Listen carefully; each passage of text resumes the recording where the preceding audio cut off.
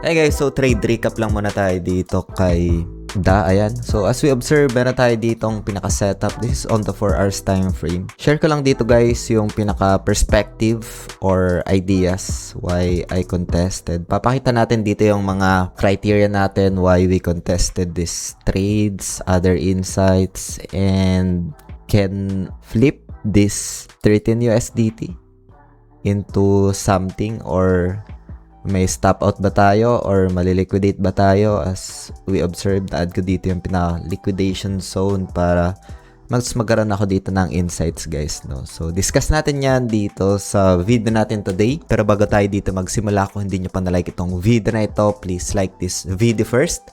Subscribe nyo yung YouTube channel natin, turn all the bell icon para ma-notify kayo dito sa mga updates natin na ginagawa sa ating YouTube channel guys, no. Pag-uusapan natin guys yung mga entry criteria ko dito guys, no. May mga questions dito guys, no. Again, itong video natin today is just for ideas lang. I just want to answer yung mga feedbacks, questions, and yung insights ma-share ko din sa inyo. Ma-acknowledge yung mga questions nyo dito guys, no. So, for example, may nagtanong, saan ka pumasok sa trade? Bakit ka nag-entry? Ano yung trade entry criteria mo? So, unang-una guys, I have this criteria for identifying the important level na, especially sa higher time frame. So, as you observe dito guys, no, this is on the 4 hours time frame. Ayan, so nasa 4 hours time frame tayo. Meron tayong 50 EMA. Ayan, so na-add na rin natin siya dyan. Next one is, gusto ko makita yung liquidity sweep, no? Bakit tayo nag-entry around here, no? So, ito yung pinaka lows dito. Key level, no? And next one, guys, I want a reclaim level. Alright, so, for this kind of scenario, yung pinaka-reclaim level niya dito is that yung pag-sweep, no, below the area, and then started nung pag-move back niya doon above the approximately around 0.0589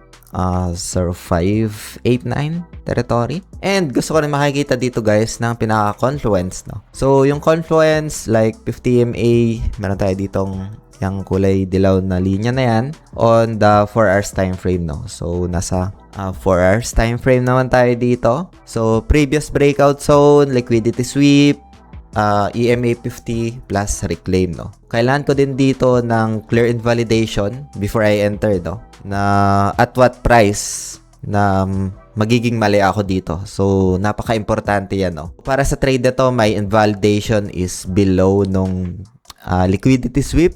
And we can observe as well previous lows 0.5825, no. I also check yung pinaka risk and reward. We have this RRNR. Ayan yung setup na yan. Yeah, so my checklist is very simple lang dito. Higher time frame, nasa 4 hours time frame tayo. And liquidity sweep, napaka-importante na ma-observe natin yung mga liquidity sweep dyan.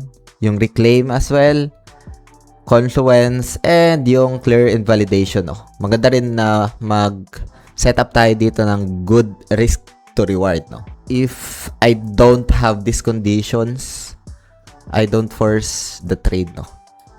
So, sabi nga nila, you don't need to catch every move.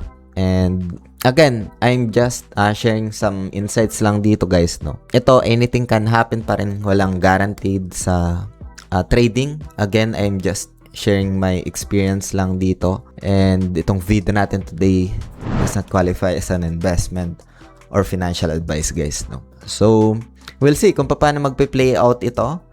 Meron tayong SL if ever na mag-invalidate yung price action. If ever man na mas bumagsak pa yan, meron tayong pinaka-liquidation dito, pero ma-ESL muna tayo bago tamaan niya yan, no? Yun, dito you can add ng pinaka-display orders, no? So dito lang sa order display, quick order kung lalabas, kung gusto mong lumabas yung panel ng buy and sell. So you can tick that one. Yung positions, ayan, kung gusto mong ipalabas, tick mo lang yan. Estimated liquidation price, for reference, pwede mong i-tick yan. Open orders, and yung field, no? So, you can check naman itong app na ginagamit natin. Nasa description lang ng video na ito. You can explore, you can use yung pinaka-trading view dito for free, guys, no? So, yun, we'll see kung ano yung mangyayari dito sa play natin. And if you have questions, feel free to comment lang sa comment section ng video na ito. And I'm happy to share some insights dito, guys, no? So this is only a quick insights, ano yung mga criteria ko dito, and we'll see kung paano magma-materialize itong trades natin. Meron naman tayong live dito sa ating YouTube channel. You can check, you can subscribe if you want to keep you posted or updated dito, guys, no? So yun lang for today, guys. Maraming salamat ulit sa panonood. Ingat tayong lahat. Peace out.